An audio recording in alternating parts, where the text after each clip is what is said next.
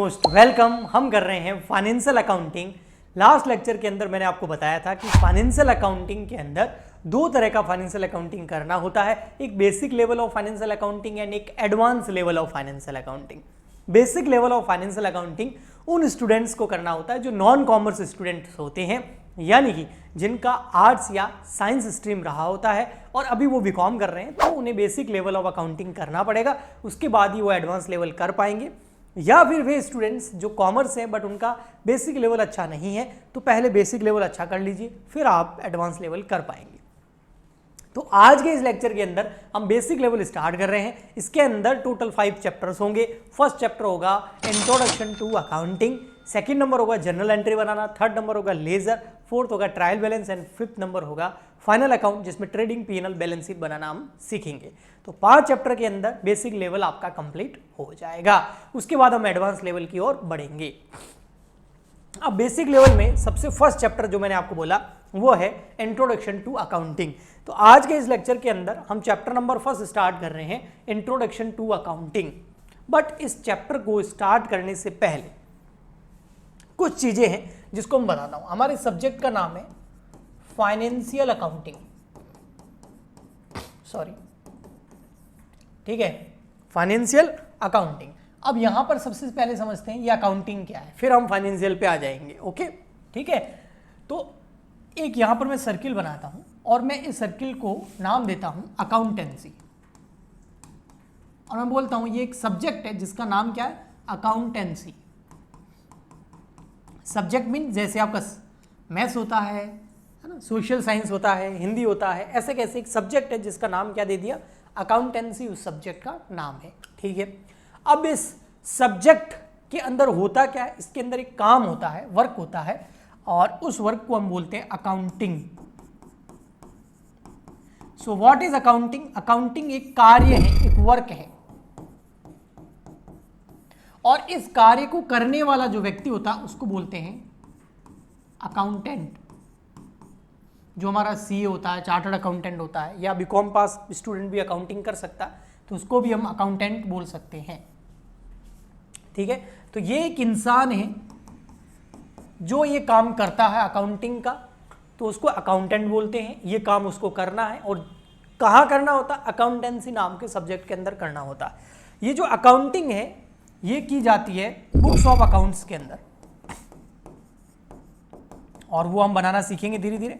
तो books of accounts, तो accounts क्या है, वो एक जगह है जहां पर ये काम किया जाएगा, जहां पर रिकॉर्डिंग की जाती है, बुक कीपिंग की जाती है, अकाउंटिंग की जाती है। तो वो बुक्स ऑफ अकाउंट्स एक जगह है जहां पर ये काम करेगा। कौन करेगा? अकाउंटेंट करेगा।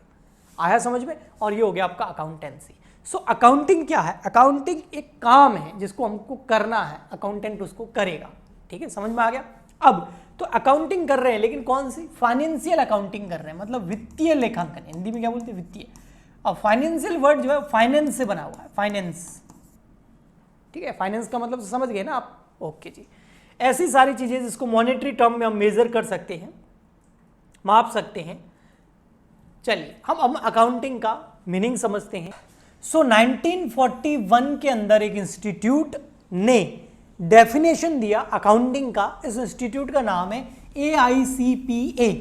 ए का मतलब अमेरिकन, आई का मतलब इंस्टीट्यूट ऑफ, सी का मतलब सर्टिफाइड, पी का मतलब पब्लिक अकाउंटेंट, यानी कि American institute of certified public accountants, जो हमारे इंडिया के अंदर ICAI है, institute of chartered accountant of India, जो CA करवाता है, अकाउंटिंग स्टैंडर्ड्स इशू करता है। ऐसा कैसा अमेरिका के अंदर भी एक इंस्टीट्यूट है जिसका नाम है AICPA, पब्लिक अकाउंटेंट इंस्टीट्यूट है। सो ये इंस्टीट्यूट ने डेफिनेशन दिया, बहुत अच्छा डेफिनेशन दिया। इन्होंने बोला अकाउंटिंग क्या है? Accounting as the art. Accounting एक आर्ट है। आर्ट तो समझते हो ना, जैसे कि स्किल है। ठीक है, किस चीज का आर्ट है? रिकॉर्डिंग करने का। जैसे ये वीडियो रिकॉर्ड हो रहा है, तो ये रिकॉर्डिंग हो रही है, तो वीडियो रिकॉर्ड हो सकता है, साउंड रिकॉर्ड हो सकता है, या फिर हम कुछ चीज़ों को बुक्स के अंदर लिख करके रिकॉर्ड कर सकते हैं ताकि वो हमारे काम आए। तो रिकॉर्डिंग करना, उसके बाद क्लासीफाइंग करना। क्लासीफाई का मतलब फॉर एग्जाम्पल के लिए फाइनेंशियल अकाउंटिंग का वीडियो रिकॉर्ड हो रहा है, ऐसे कैसे अदर सब्जेक्ट का भी हो रहा है। क्या सबको मैं मिला दूंगा? नहीं, यूट्यूब पे सबकी प्लेलिस्ट अलग अलग होगी। पेड कोर्सेज जो हमारी ऐप पे होते हैं वो भी अलग अलग होते हैं। ऐसा थोड़ी है कि कॉस्ट में ही फाइनेंशियल, कॉर्पोरेट में भी फाइनेंशियल, ऐसा नहीं। समझ में आया? सिलेबस के हिसाब से क्लासीफाई करना। सो चीज़ों को रिकॉर्ड करना, क्लासीफाई करना और उसके बाद में उसको समराइज करना इन अ सिग्निफिकेंट मैनर। ये बोल रहा है कि अकाउंटिंग जो है वो एक आर्ट है। मैं आपको प्रॉमिस करता हूं ये डेफिनेशन याद हो जाएगा आपको। अकाउंटिंग एक आर्ट है रिकॉर्ड करने का, क्लासीफाई करने का, समराइज करने का, वो भी सिग्निफिकेंट मैनर में, मतलब महत्वपूर्ण, बेहतरीन तरीके से। अच्छा, किसको रिकॉर्ड करना, किसको क्लासीफाई करना, किसको समराइज करना? उन ट्रांजैक्शंस को या उन इवेंट्स को जिनमें कम से कम एक एटलीस्ट वन फाइनेंशियल कैरेक्टर हो। एक ऑर्गेनाइजेशन के अंदर जितने भी ट्रांजैक्शन होते हैं, ऑर्गेनाइजेशन मतलब बिजनेस के अंदर जितने भी ट्रांजैक्शन होते हैं, ट्रांजैक्शन या इवेंट्स बोल सकते हैं, जैसे कुछ परचेज कर लिया, कुछ सेल्स कर दिया, कुछ खर्चा कर दिया, किसी को पेमेंट कर दिया, किसी से कुछ रिसीव कर दिया, तो लेन देन जिसको हम बोलते हैं। तो ऐसे ट्रांजैक्शन, ऐसे इवेंट्स जिनमें फाइनेंशियल कैरेक्टर हो। अब फाइनेंशियल कैरेक्टर क्या मतलब? ऐसे ट्रांजैक्शन, ऐसे इवेंट्स जो मनी टर्म के अंदर हो या फिर जिन्हें मुद्रा में, पैसों में, मनी में मेजर किया जा सकता हो। ऐसे ट्रांजैक्शंस को सिग्निफिकेंट मैनर के अंदर रिकॉर्ड करना, क्लासिफाई करना, समराइज करना अकाउंटिंग है। सो अकाउंटिंग एक ऐसा आर्ट है जिसमें उन ट्रांजैक्शन, उन इवेंट्स को जिनमें एक फाइनेंशियल कैरेक्टर हो, जो मनी टर्म के अंदर हो, उनको रिकॉर्ड करने का, क्लासिफाई करने का, समराइज करने का जो आर्ट है वही अकाउंटिंग है। आया समझ में? अब आप इस डेफिनेशन को पढ़ेंगे ना तो बहुत अच्छे से आपको याद हो जाएगी। अब हम देखते हैं इंट्रोडक्शन टू अकाउंटिंग के अंदर हमको मेन ये 4 पॉइंट जो है अच्छे से समझने हैं, तभी हम इस डेफिनेशन को और बेहतरीन ढंग से समझ पाएंगे। सबसे पहले हमें देखना कि भैया इकोनॉमिक इवेंट्स क्या होते हैं। सेकंड नंबर देखना हमको आइडेंटिफिकेशन, है ना। अभी तक मैंने केवल रिकॉर्डिंग बोला है। रिकॉर्डिंग से पहले एक और टर्म होती है आइडेंटिफिकेशन, उससे पहले एक और टर्म होती है मेजरमेंट, फिर आता आपका रिकॉर्डिंग और फिर आता आपका कम्युनिकेशन। तो इन चीजों को समझना। 4 point: identification, measurement, recording and communication. Third number आता हमारा ऑर्गेनाइजेशन। फोर्थ नंबर आता हमारा इंटरेस्टेड यूजर्स ऑफ इंफॉर्मेशन। ठीक, इन चारों पॉइंट को अच्छे से समझेंगे। लेकिन इसको समझने से पहले एक पॉइंट है जिसको मैं आपको बहुत अच्छे से एक्सप्लेन करना चाहता हूं। वो क्या है वो देखिए यहां पर। देखिए भाई, ये है अपना अकाउंटिंग। अकाउंटिंग में क्या होता है? ऐसे ट्रांजैक्शंस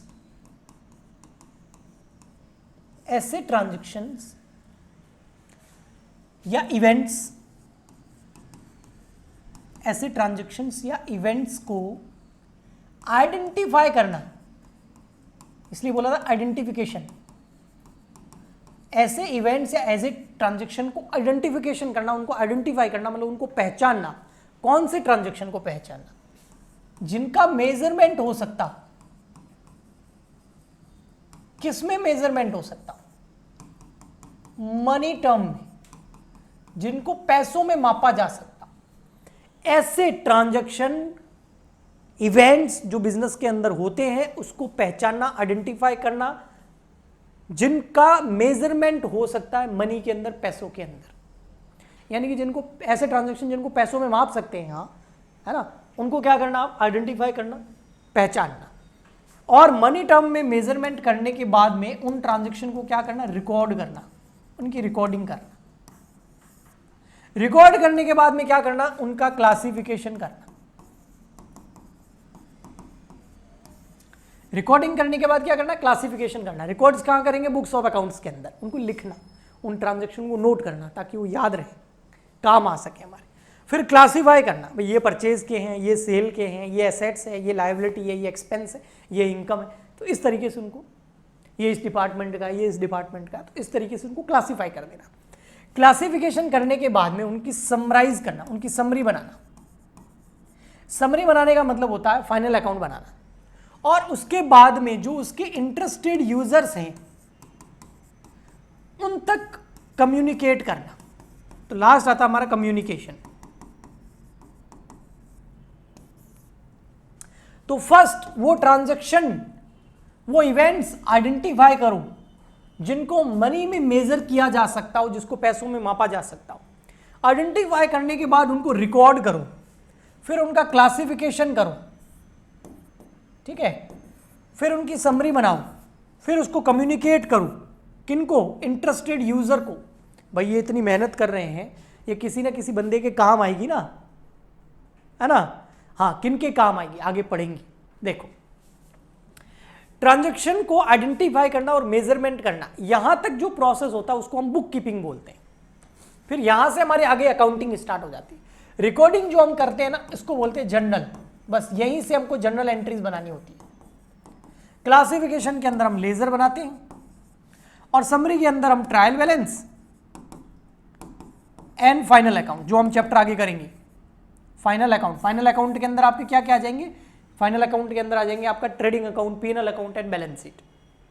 और फिर वो जो फाइनल अकाउंट हमने बनाए हैं कि बिजनेस से प्रॉफिट हुआ, लॉस हुआ, फाइनेंशियल कंडीशन कैसी है ना, सेल्स कितनी हो रही है, और कॉम्पिटिटर के मुकाबले कितना हमने अच्छा किया है, प्रीवियस ईयर के मुकाबले कितना अच्छा किया है, कंपैरिजन वगैरह, वो सब इंटरेस्टेड यूजर करते हैं। इंटरेस्टेड यूजर ऑर्गेनाइजेशन के अंदर भी हो सकते हैं, बाहर भी हो सकते हैं।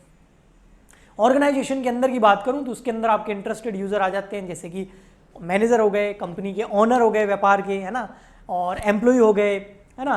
और बाहर के हो गए तो बाहर के आपके सप्लायर हो गए, क्रेडिटर हो गए, गवर्नमेंट हो गई, बहुत सारे लोग हैं।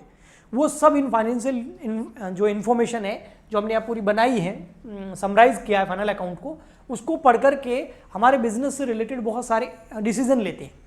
ऑनर डिसीजन लेता है कि अब क्या करना है, मैनेजर डिसीजन लेता है, एम्प्लॉय डिसीजन लेता है कि टिके रहना है, कहीं और जाना है। इसके अलावा बहुत सारे इन्वेस्टर होते हैं जो बिजनेस में पैसा लगाते हैं, बैंक होती है जो बिजनेस को लोन दे या नहीं दे, वो भी इस बेसिस पे डिसाइड करती है। ओके, ठीक। अब आते हैं हम वापस हमारे नोट्स पर। आप एक बार ये मेरे से पढ़ लोगे ना, आपको वापस कभी फाइनेंशियल अकाउंटिंग क्या है ये कहीं पूछना नहीं पड़ेगा। सो सबसे पहले हम इकोनॉमिक इवेंट देख लेते हैं। इकोनॉमिक इवेंट बहुत ईजी होते हैं, है ना। ऐसे इवेंट जिनमें एटलीस्ट वन फाइनेंशियल कैरेक्टर हो, ऐसे इवेंट जिसको मॉनेटरी टर्म में मेजर किया जा सकता हो, पैसों में मापा जा सकता हो, वो सारे के सारे इकोनॉमिक इवेंट होते हैं। An economic event is known as happening of consequences to a business organization which consist of transaction and which are measurable in monetary term। ऐसे ट्रांजैक्शन जिनको मॉनेटरी टर्म के अंदर मेजर किया जा सकता है, वो सारे के सारे आपके इकोनॉमिक इवेंट होते हैं। बहुत सिंपल, ठीक है। अब जो ये इकोनॉमिक इवेंट होते हैं, इवेंट का मतलब क्या होगा, घटना, कुछ घट जाना। जैसे हमने परचेज किया, ये इवेंट है। हम सेल किया, ये इवेंट है। मशीन परचेज करी, इवेंट है ना। तो ऐसे इवेंट्स, ऐसे ट्रांजैक्शंस जिनको मॉनेटरी टर्म में मेजर कर सकते हैं, वो ट्रांजैक्शन, वो इवेंट इकोनॉमिक इवेंट या ट्रांजैक्शन है। ओके, अब ये दो तरह के होते हैं, एक एक्सटर्नल इवेंट्स होते हैं और एक इंटरनल इवेंट्स होते हैं। एक्सटर्नल इवेंट वो होते हैं जो ऑर्गेनाइजेशन से बाहर होते हैं। जैसे हमने ऑर्गेनाइजेशन मतलब वही बिजनेस हमारा, तो उस बिजनेस से बाहर से हम कुछ खरीद के लेके आ रहे हैं तो एक्सटर्नल इवेंट हो गया, है ना। और बिजनेस के बाहर कुछ बेच रहे हैं तो ये भी एक्सटर्नल इवेंट हो गया। जैसे बिजनेस के लिए हमने बिल्डिंग परचेज करी, एक्सटर्नल इवेंट, क्योंकि बिल्डिंग परचेज करेंगे तो ये एक इकोनॉमिक इवेंट है, क्योंकि उस बिल्डिंग को हम जो है मॉनेटरी टर्म के अंदर यानी कि पैसों में माप सकते हैं, क्योंकि इस बिल्डिंग परचेज करी तो पैसा दिया होगा, तो वो इकोनॉमिक इवेंट है, उसको रिकॉर्ड करना होता है, उसको क्लासीफाई करके समराइज करके फाइनल अकाउंट में डालना होता है। आया समझ में? ठीक। तो ऐसे कैसे इंटरनल इवेंट भी होते हैं। इंटरनल कौन से होते हैं? जैसे आपके अंदर ऑर्गेनाइजेशन के अंदर जो इवेंट होते हैं, कंपनी के अंदर होते हैं, जैसे एम्प्लॉय को सैलरी दी थी, इंटरनल इवेंट हो गया। आ गया? ठीक। लेकिन ये दोनों के दोनों इकोनॉमिक इवेंट होते हैं, ठीक है, या इकोनॉमिक ट्रांजैक्शन होते हैं। अब इकोनॉमिक इवेंट और इकोनॉमिक ट्रांजैक्शन वो होते हैं जिनको मनी में मेजर कर सकते हैं, जिनमें एक फाइनेंशियल कैरेक्टर होता है। उसके बाद आता है आपका identification, measurement, recording and communication. ये चीजें मैंने अभी आपको बताई। आइडेंटिफिकेशन का मतलब क्या होता है? पहचान। जैसे आईडी कार्ड होता है ना, आइडेंटिटी, है ना, फिकेशन नंबर, आईडी कार्ड उस पर लिखे होते हैं। तो आईडी कार्ड क्या है? आइडेंटिफिकेशन ही तो है हमारा, ठीक है। आपका जो बर्थ सर्टिफिकेट है वो आपका आइडेंटिफिकेशन है कि भाई हाँ आपका नाम ये है। ऊपर से भगवान ने आपके माथे पे लिख के थोड़ी भेजा था कि भाई आपका नाम रमेश है, सुरेश है, मुकेश है, ठीक है, ओके जी। तो ये आइडेंटिफिकेशन मतलब पहचानना। किनको पहचानना? अकाउंटिंग के अंदर उन इकोनॉमिक इवेंट्स जो हमने अभी पहले पढ़ा, उन इकोनॉमिक इवेंट्स, उन इकोनॉमिक इवेंट्स की पहचान करना जिनको मनी के अंदर मेजर किया जा सकता है, ऐसे ट्रांजैक्शंस को पहचानना, ठीक है। तो उनकी पहचान करना, पहचान करने के बाद में क्या करना, मेजरमेंट करना। मेजरमेंट का मतलब क्या करना, उनको मापना कि भैया वो इकोनॉमिक इवेंट कितने रुपए का है, उस ट्रांजैक्शन की मॉनेटरी वैल्यू क्या है, पैसों में, मुद्रा में मेजरमेंट करना। उसके बाद उनको रिकॉर्ड करना, फिर आगे क्लासीफाई करके, समराइज करके कम्युनिकेट करना। ओके, तो देखिए आइडेंटिफिकेशन, फटाफट पढ़ूंगा आपको समझ में आ जाएगा। It mean determine what transaction to be record, कौन से ट्रांजैक्शन रिकॉर्ड करने हैं सर, वो ट्रांजैक्शन रिकॉर्ड करने जिनमें फाइनेंशियल करेक्टर हो, जिनको मॉनेटरी में, मनी टर्म में मेजर किया जा सकता हो। ऐसे ट्रांजैक्शन जो बिजनेस के अंदर होते हैं लेकिन उनको पैसों में नहीं मापा जा सकता, या फिर उनको, उनके अंदर फाइनेंशियल करेक्टर ना हो तो उनको हम रिकॉर्ड नहीं करेंगे, उनको हम आइडेंटिफाई नहीं करेंगे, ठीक है। तो identify event which are to be recorded, it involve observing activity and selecting those events that are of the considered financial character and related to the organization। देखो एक चीज हो रहा है, उन इवेंट को आइडेंटिफाई करना है जिनमें फाइनेंशियल करेक्टर हो, मनी में मेजर किया जा सकता हो, पैसों में मापा जा सकता हो, लेकिन वो ऑर्गेनाइजेशन से रिलेटेड होने चाहिए, हमारे बिजनेस से रिलेटेड होने चाहिए, किसी और के बिजनेस से रिलेटेड या बाहर के हम नहीं लिखेंगे। ओके, आगे समझ में, तो आइडेंटिफाई करना समझ में आ गया। अब आते हैं देखो मेजरमेंट। मेजरमेंट में क्या करेंगे, जो हमने अभी ट्रांजैक्शन आइडेंटिफाई किए हैं उनको मापना, मेजर करना कि वास्तव में रियल में उसकी वैल्यू क्या है। It mean quantification including estimates of business transaction into financial term by using monetary units. मतलब जो ऐसे ट्रांजैक्शन जिसमें आपको पता है कि फाइनेंशियल करेक्टर है, उनको मनी में मेजर किया जा सकता है, तो अब करो ना उसका मेजरमेंट। किस में करोगे आप, मॉनेटरी यूनिट, रुपी में करो, डॉलर में करो, यूरो में करो, पैसे में करो, तो किसी एक जो आपके पैरामीटर्स है, रुपी, मनी, जो भी, उसमें उसको मेजरमेंट करना। ओके, नेक्स्ट आता है रिकॉर्डिंग। वो ट्रांजैक्शन जिनको आपने आइडेंटिफाई कर लिया है, मेजरमेंट कर लिया है, मनी में माप लिया है, आपको पता है उसकी मनी की, रुपी के अंदर वैल्यू कितनी है, तो उसको अब क्या करना, रिकॉर्ड करना। Once the economic events are identified and measured in financial term, These are recorded in the books of accounts।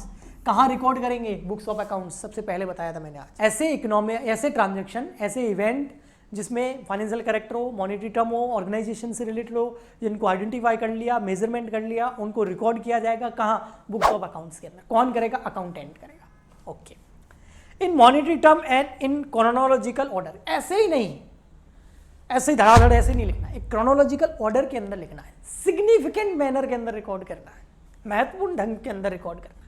Okay ji, next देखिए, नेक्स्ट आता है हमारा कम्युनिकेशन।